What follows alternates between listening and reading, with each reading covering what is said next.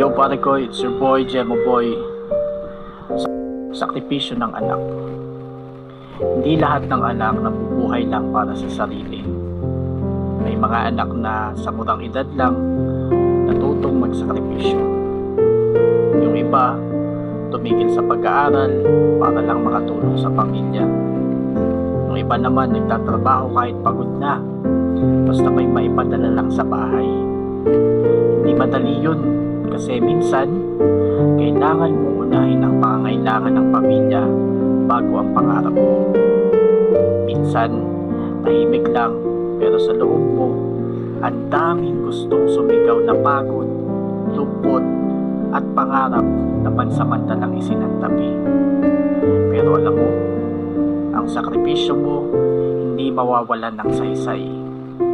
Dahil bawat pawis, bawat pagod, bawat pagtitiis, may patutunguhan yan.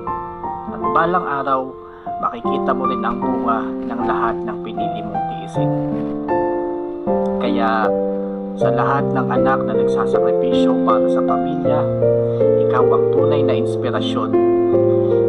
Hindi ka lang basta anak.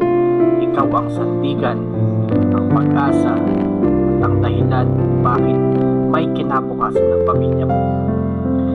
Kaya kapag dumating yung araw na maramdaman mong pagod ka na, tumingin ka lang sa salamin at sabihin sa sarili mo, ginagawa ko to hindi kailangan lang, kundi dahil mahal ko sila.